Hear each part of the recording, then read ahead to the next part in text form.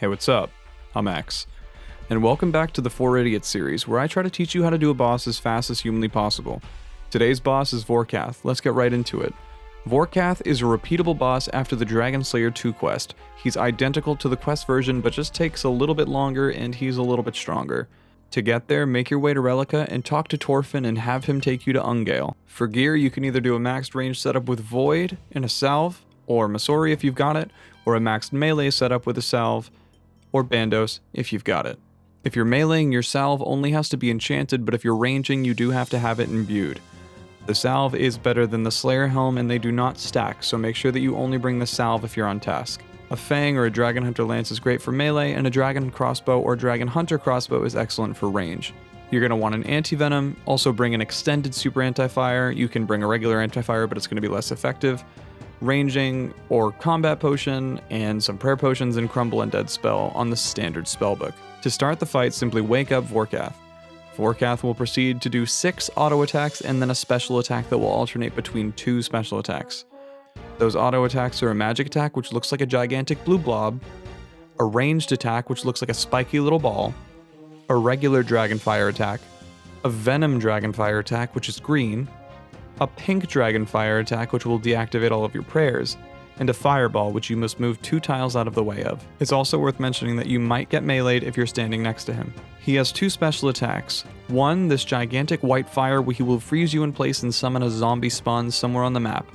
You must kill this zombie spawn before it arrives, or you will take about 40 to 50 damage. By using the Crumble Undead spell on it, it will instantly kill it, but you can use whatever you want to kill it, but it's not recommended.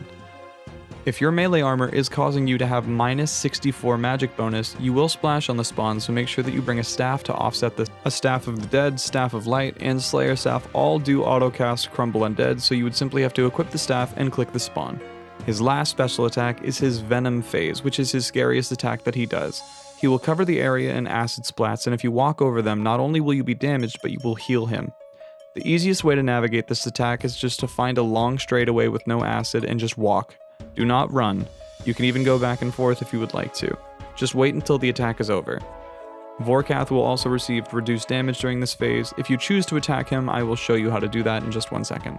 Now that's the entire fight, but I will talk you through what to do if you're in ranged or melee gear. For my meleeers, you're going to want to pray Mage and Piety the entirety of the fight. As Vorkath wakes up, most players will either special attack him with Dragon Claws or a Bandos Godsword or a Void Waker to start, and then stab him. It's a pretty standard fight after this. The only thing is this little intricate acid walk, and I'll show you how to do that right now.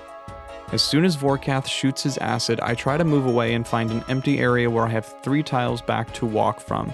I'll turn my walk on, and when my true tile is either 2 tiles behind me or my character is visually 1 tile behind me, I will click back on Vorkath. I'll slow that down for you here. This will make your kills a lot faster, but it's by no means necessary.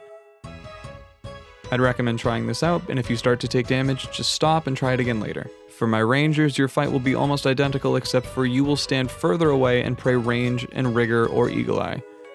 You will also want to bring a bolt switch of Ruby Bolts E and Diamond Bolts E, starting with Ruby and swapping to Diamond after Vorkath is under 400 HP. Your acid phase looks a little bit different and is a little bit harder to set up. You can either choose to walk around or do this method here where my run is on and I simply click Vorkath to be dragged 2 tiles and then I'm clicking any 4 tiles afterwards. I like to do them in this little staircase triangle configuration while shooting him. The most important thing is that you're clicking back on this tile and then back on Vorkath to run 2 tiles to start that skip. If you're getting damaged during this walk, it means you're lingering on the tile a little too long. Admittedly, this strategy is a lot harder to pull off, so don't panic if you don't get it the first time. That's basically it for Vorkath, but if you had fun or this video helped you at all, please leave a like and a sub and I'll see you in the next one. Goodbye.